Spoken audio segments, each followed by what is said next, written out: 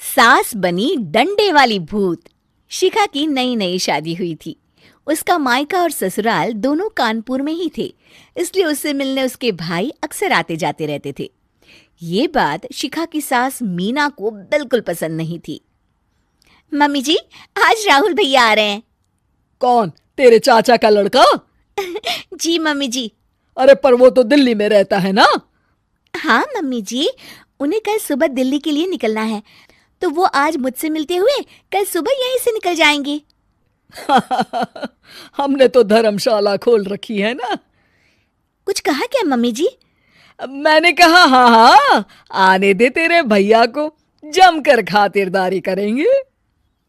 अब तो कुछ करना ही पड़ेगा, इससे पहले कि मेरा घर धर्मशाला बन जाए। ये कैसी बातें कर रही हो मीना? सच ही तो कह रही हूं। अभी इसकी शादी को साल भर भी नहीं हुआ और आए दिन इसके घर वाले आ धमकते हैं।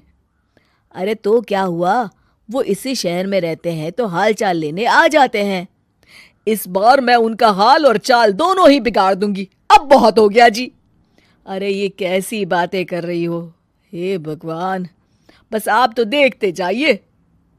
शाम को राहुल आता है। नमस्ते आंटी, कैसे हैं आप लोग? हम लोग तो ठीक है, तुम कैसे हो बेटा? मैं भी अच्छा ही हूँ आंटी। बस आज रात के बाद नहीं रहोगे। चलिए भैया, मैं आपको हमारा घर दिखाती हूँ। रात में खाने के टेबल पर शिखा, रोहित कहीं दिखाई नहीं दे रहा। जी भैया, वो ऑफिस के काम से बाहर गए हैं, कल शाम तक आएंगे। अच्छा अच्छा। बेटा, क्या तुम भूत प्रेत में मानते हो? नहीं नहीं आंटी जी, पर अचानक आपको ये ख्याल कहाँ से आ गया? पता नहीं क्यों, कभी कभी मुझे लगता है जैसे रात के समय बैठक में कोई घूमता रहता है। ये आप क्या कह रही हैं मम्मी जी?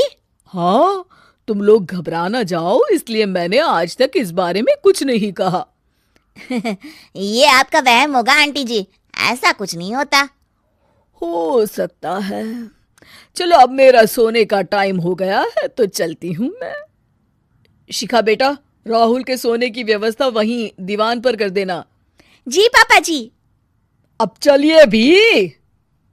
अच्छा, तो बैठक में सोने वाले हैं साहबजादे। क्या बड़बड़ा रही हो? कुछ नहीं, आप सो जाइए। मीना और महेश के सोने के बाद शिखा और राहुल आपस में बात कर रहे होते हैं, तभी डोरबेल बजती है। अरे आप!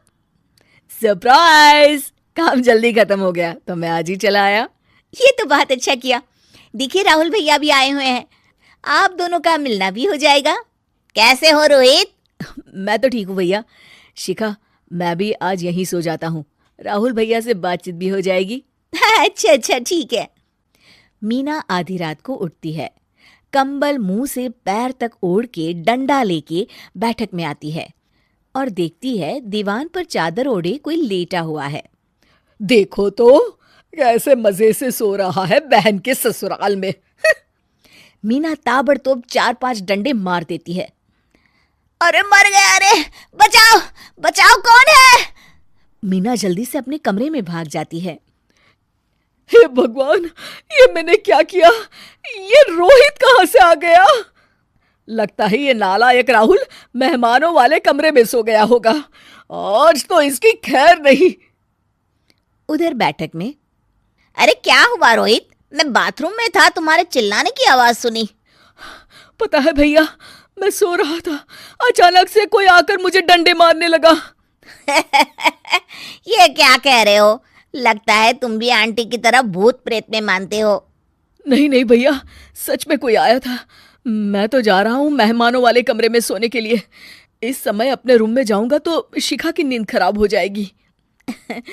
ठीक है भाई, जाओ तुम, जहां तुम्हारा भूत डंडा लेके ना आ सके। थोड़ी देर बाद मीना कंबल ओढ़ के डंडा लेकर मेहमानों वाले कमरे में पहुंच जाती है। वो बिस्तर पर सोए रोहित को फिर डंडों से मारने लगती है। अरे मर गया, अरे मर गया। तू भूत प्रेत में नहीं मानता ना? ये ले, अब डंडे खा। हैं? ये तो माँ की आवाज है। रोहित कंबल खींच देता है। बेटा तू! अरे ये क्या कर रही हो माँ? मार मार के मेरा भरता बना दिया आपने। माफ कर दे मेरे लाल, मैंने तो तुझे ही मार मार के लाल कर दिया। मैं तो उस राहुल के बच्चे को सबक सिखाना चाहती थी। राहुल भैया को? हाँ बेटा, मुझे लगा अगर उसे डंडे मारूंगी तो शिखा के मायके वाले यहाँ आना छोड़ देंगे। हे भगवान, माँ ये घर शिखा का भी है, उसके घर वाले जब चाहे आ सकते हैं। हाँ बेटा, आज मुझे भगवान का इशारा समझ में आ गया। मैं कितना गलत करने चली थी और अपने ही बेटे को चोट पहुंचा दी। अब चुपचाप जाके सो जाओ माँ, और किसी को कुछ बताने की जरूरत भी नहीं है। शिक्षा दूसरों का बुरा चाहने वालों के साथ भी बुरा ही होता है।